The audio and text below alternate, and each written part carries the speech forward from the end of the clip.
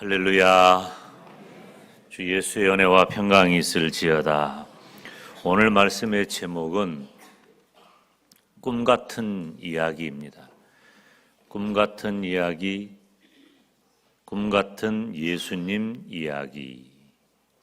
이 꿈같다는 말은 믿을 수 없고 놀랍고 신기하고 대단한 그런 일을 가리켜서 야, 이 꿈 같다, 그런 표현을 쓰지요.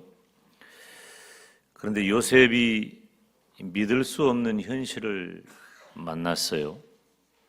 그것은 자신과 정혼한 마리아의 뱃속에 아이가 생긴 겁니다. 오늘 본문 18절에 보면 예수 그리스도의 나심은 이러하니라 그 모친 마리아가 요셉과 정혼하고 동거하기 전에 성령으로 잉태된 것이 나타났다 그랬어요. 여기 정혼이라고 하는 단어가 나오는데 신명기에 보면은 약혼이라는 단어로 돼 있고, 약혼과 정혼은 성경에서 같은 의미예요. 그리고 거의 대부분 정혼이라는 단어를 씁니다. 그런데 이 정혼이라고 하는 말은 결혼하기 전 단계죠. 우리들도 약혼하죠.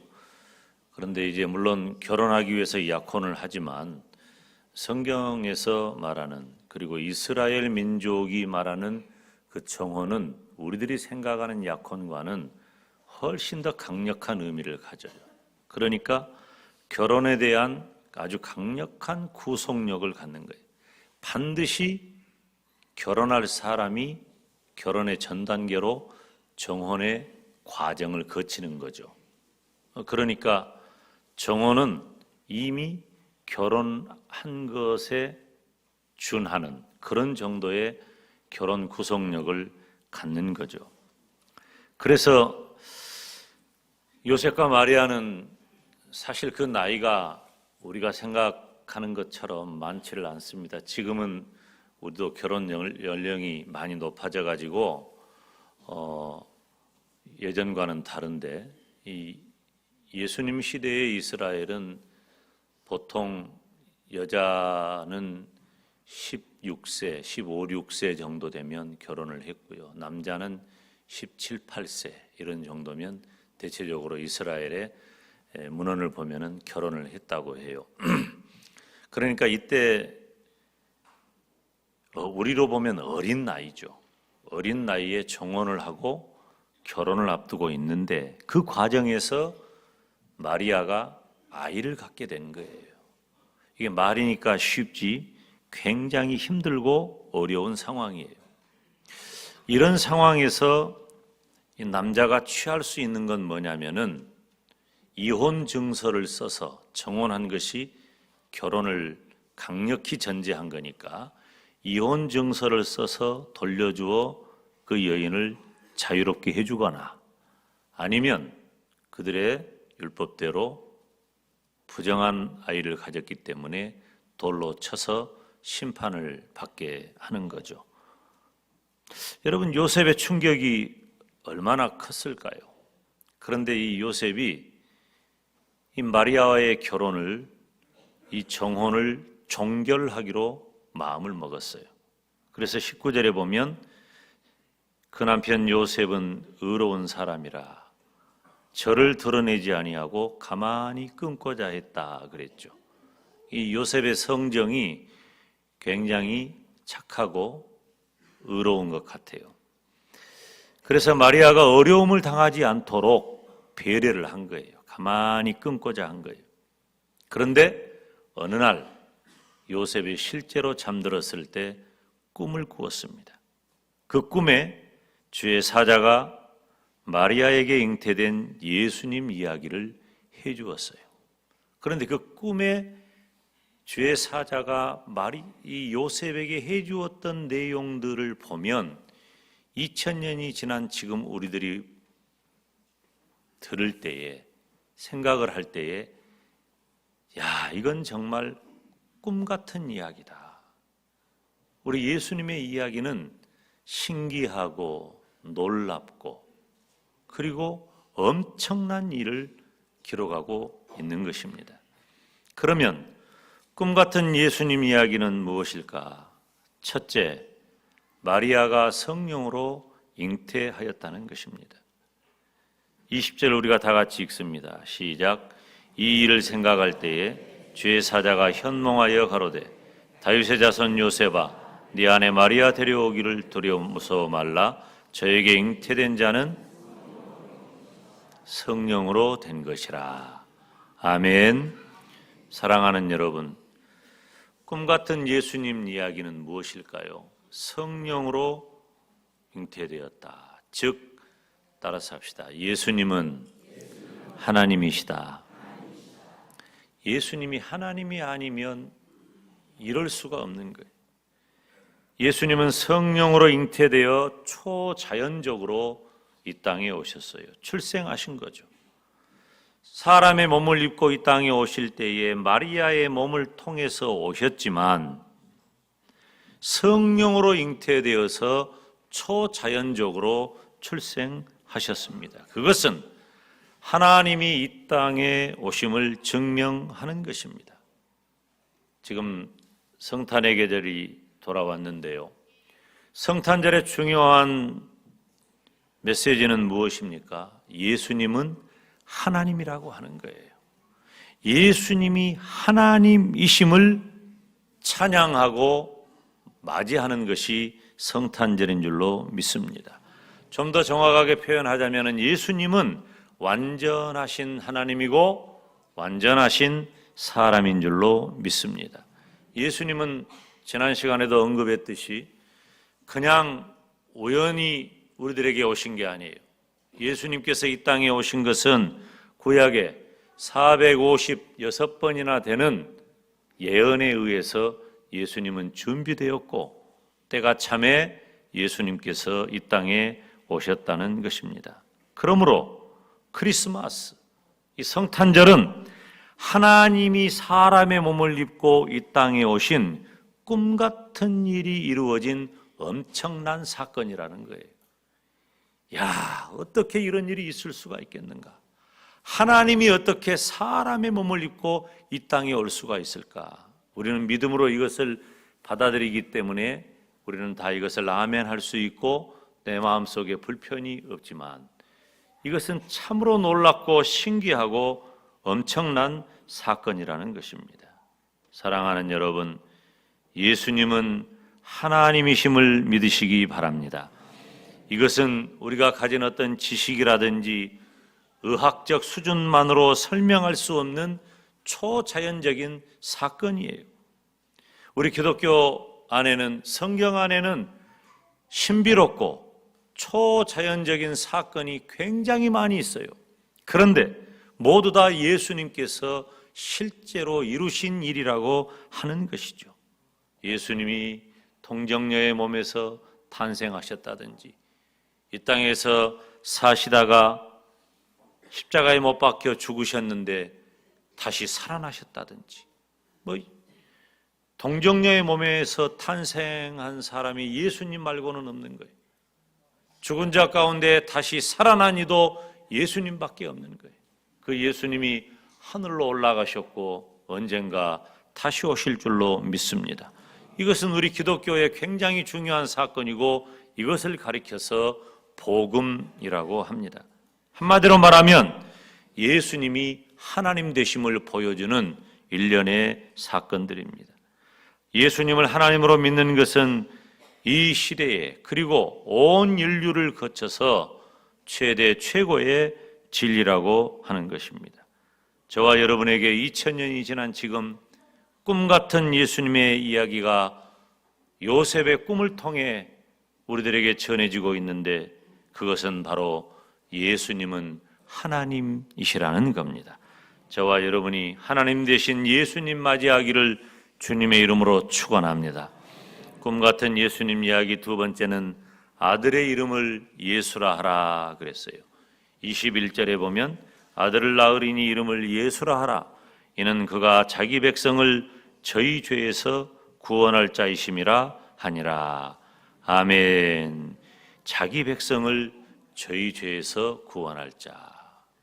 사랑하는 여러분, 꿈 같은 예수님 이야기 두 번째는 예수님이 나의 구세주가 되신다는 겁니다.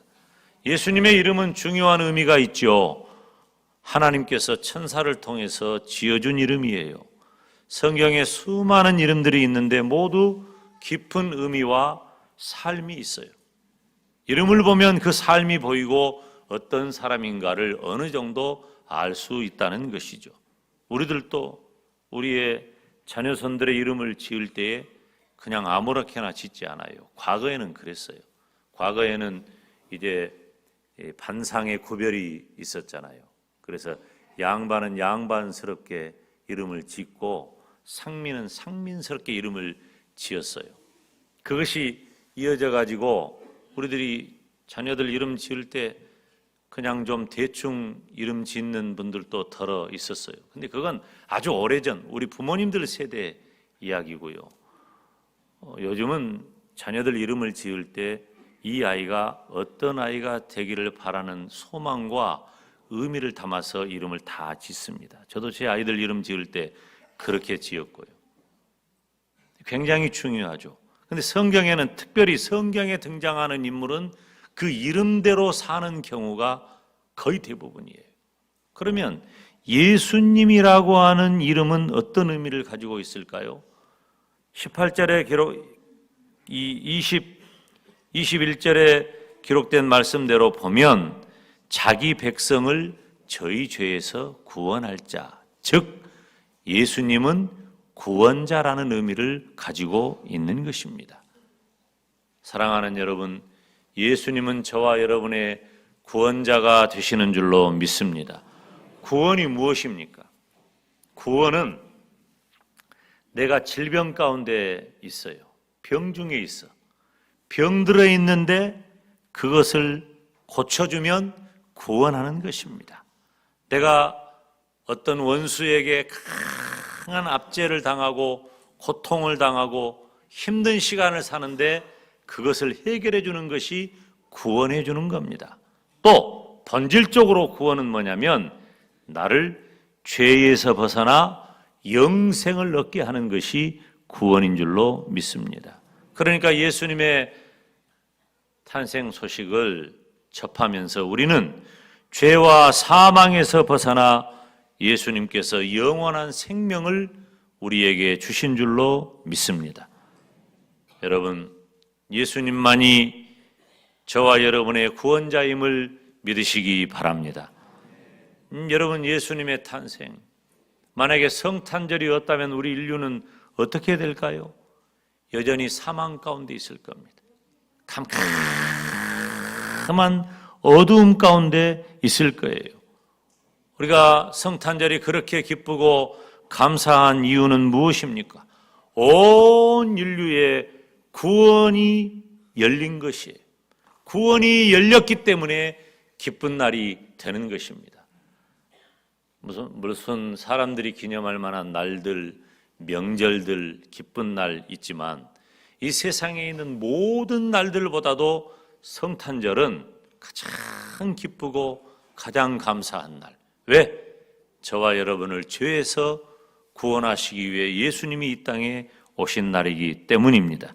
우리가 메리 크리스마스를 마음껏 외칠 수 있는 것도 예수님의 탄생이 인류 최대의 기쁜 날, 구원의 날이기 때문입니다.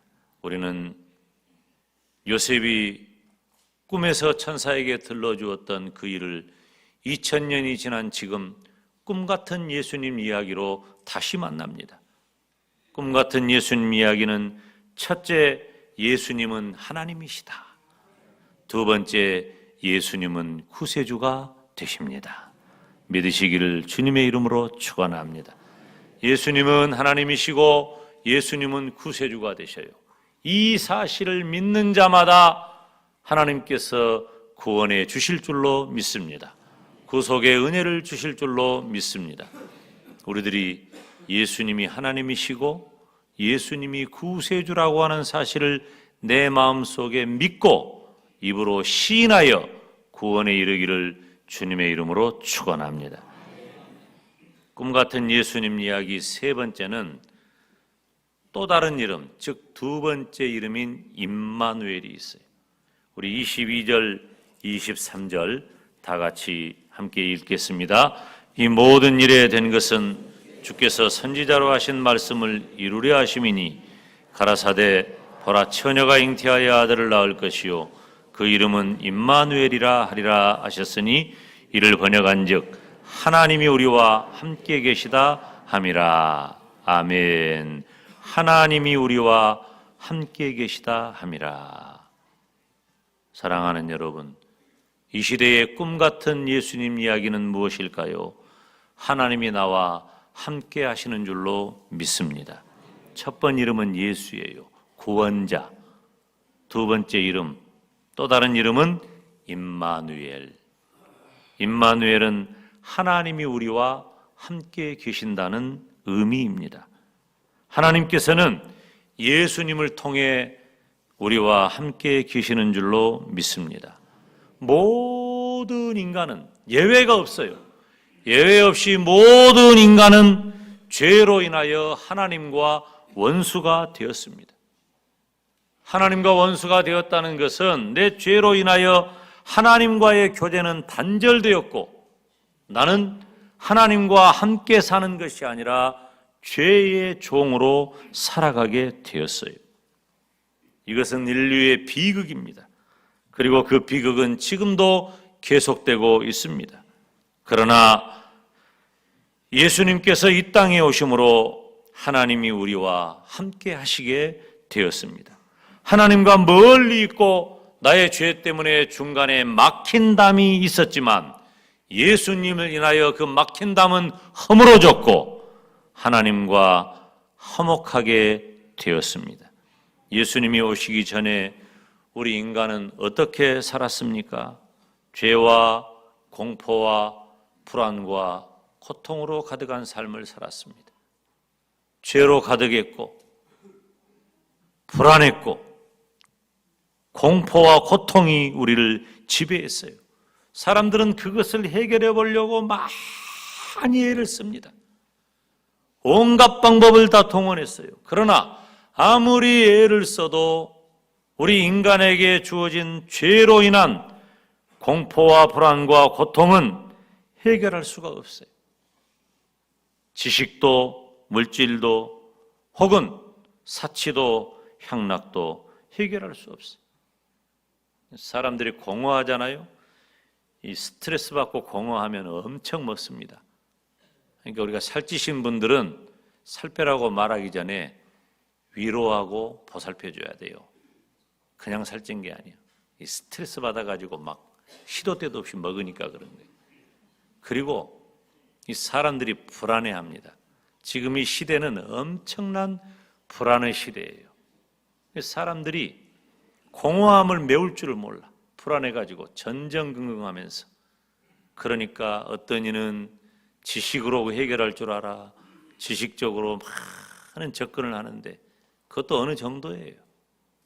사치를 하기도 하고 향락을 하기도 하고 어떤 사람은 그러니까 술에 빠지고 마약에 빠지고 그 사람들이 왜 그러겠어요? 물론 그런 것들은 잘못이지만 우리 인간 존재가 죄성으로 가득 차서 해결받지 못한 그 공허함과 불안과 공포와 고통이 있다고 하는 사실을 우리들이 깨닫게 되는 거예요.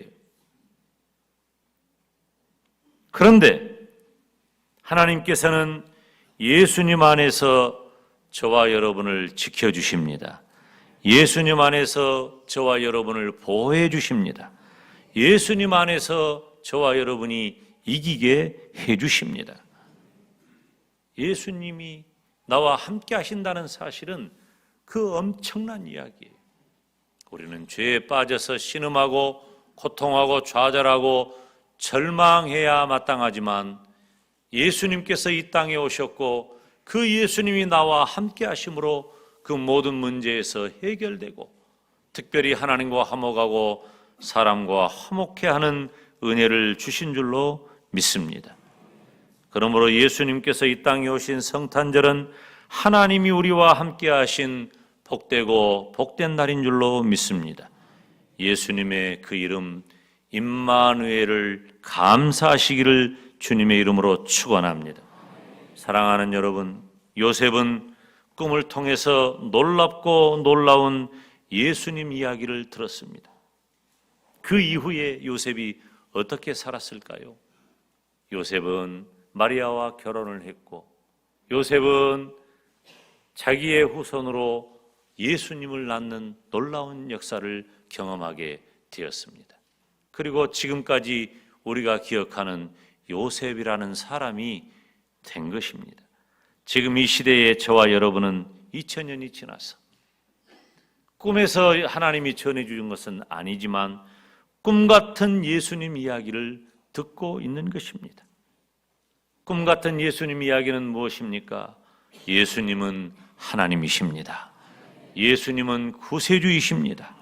예수님은 지금도 나와 함께하고 계십니다. 저와 여러분이 성탄의 계절을 맞이하면서 예수님의 탄생을 기뻐하고 감사하고 예배하시기를 바랍니다. 저와 여러분에게 있는 그 기쁨과 감사와 감격을 먼저 하나님을 예배하고 찬양하면서, 그리고 내 이웃에게 예수님의 사랑 전하시기를 주님의 이름으로 축원합니다. 기도하겠습니다.